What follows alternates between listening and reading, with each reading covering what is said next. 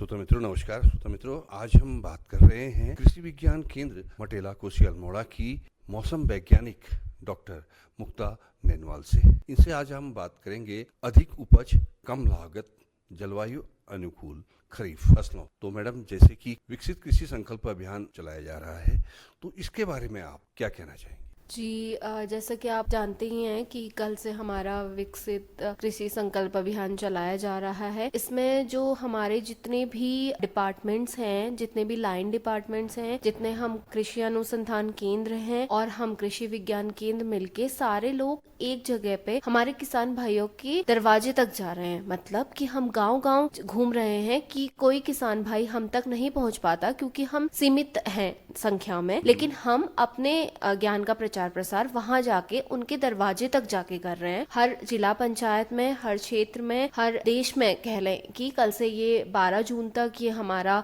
हमने एक बीड़ा उठा रखा है कि हमारे जो भी किसान भाई हैं उनको खरीफ में आने वाली फसलें जो भी उनको जानकारी प्राप्त करनी है और जो भी हमारी राज्य सरकार एवं जो हमारी केंद्र सरकार की योजनाएं हैं जिनसे वे लाभान्वित हैं एवं जिनके बारे में वो नहीं जानते, हमें उनके बारे में उन्हें बताना है। यही इस हमारा जो यात्रा है इसका मुख्य उद्देश्य है और यही हमारी एक पहल भी है और ये पहली बार ही हो रहा है और इसी के बारे में हम जो करेंगे उसका फीडबैक भी उसके बारे में भी हम अपने किसान भाइयों से जानेंगे कि हमारा हमने जो यात्रा चलाई है वो कितनी लाभान्वित उनको करी है, ये लाभान्वित वे हुए हैं या आगे क्या चाहते हैं, क्या चेंजेस चाहते हैं, ये सारी चीजें। मतलब ये हमारा सारे विभागों का मिलकर एक पहल है, एक प्रयास है कि हमें हमारे किसान भाइयों के मुख्य द्वार तक जाना है, किसान भाइयों के द्वार पे जाना है और उनसे उनकी परेशानी पूछनी है और उसके अनुसार हल निकालना। आप मुझे ये बताइए कि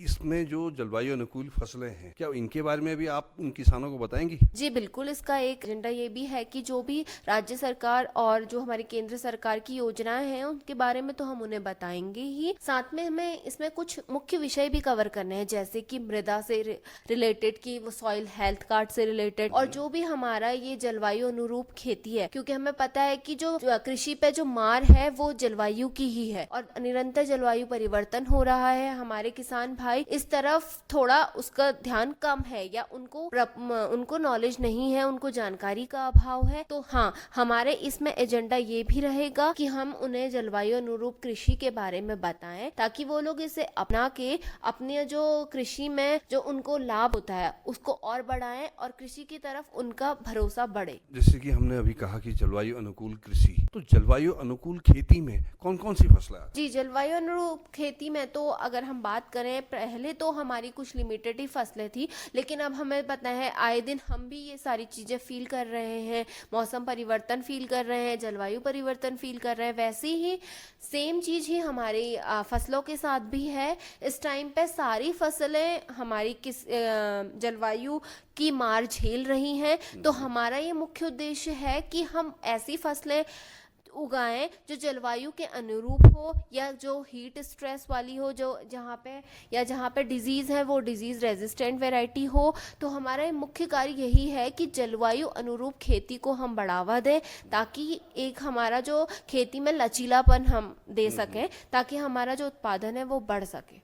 हम इन फसलों को जलवायु अनुकूल फसलें क्यों कहते हैं? जी, जलवायु अनुरूप फसलें हम इन्हें इसलिए कहते हैं क्योंकि ये फसलें तो हैं, मतलब जैसे कि हमारी नॉर्मल फसलें होती हैं वो हैं, लेकिन ये एक लोकेशन स्पेसिफिक होगी, वहाँ रीजन स्पेसिफिक होगी, एक पर्टिकुलर टेम्परेचर तापमान में काम करने वाली होगी, कभी कभी इसको आर्द्रता इनको इम्पोर्टेंट होगी।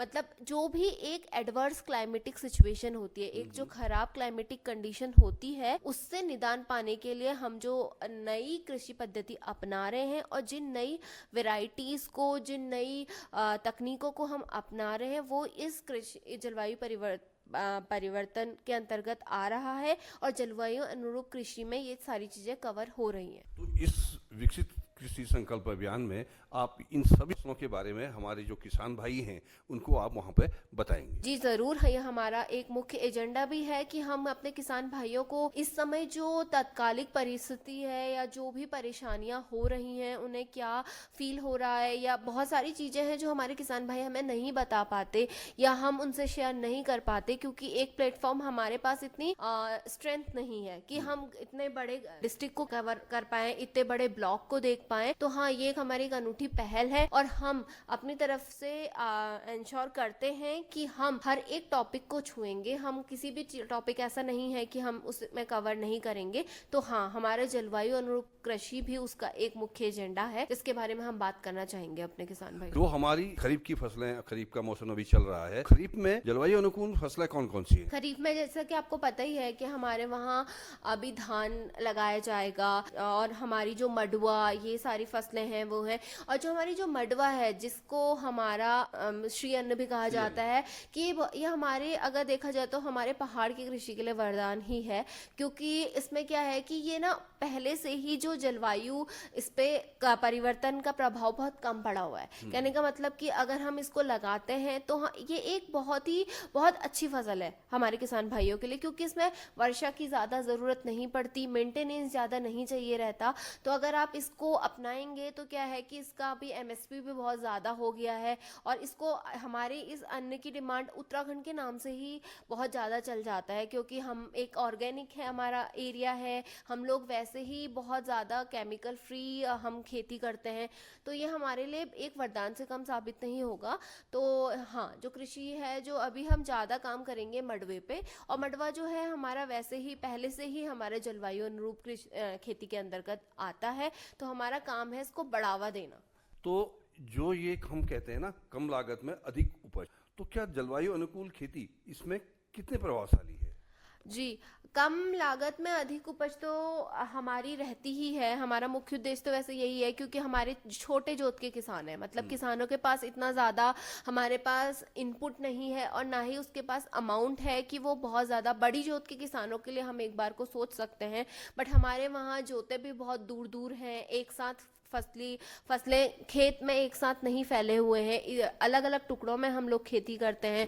ऊपर से हमारी जलवायु स्थिति तो बिल्कुल ही अलग है, बिल्कुल भिन्न है, परिस्थिति थोड़ा कठिन है। तो हम कम लागत में, हमारा मुख्य उद्देश्य यही है कि हम ऐसी फसलों का चुनाव करें अपने क्षेत्र के लिए जिनमें हमारा जो मैनेजमेंट इनपुट है, जो कल्टीवेशन इनपुट है, वो कम से कम लगे। तो इस अभियान में किसानों से आप क्या आशा रखते हैं?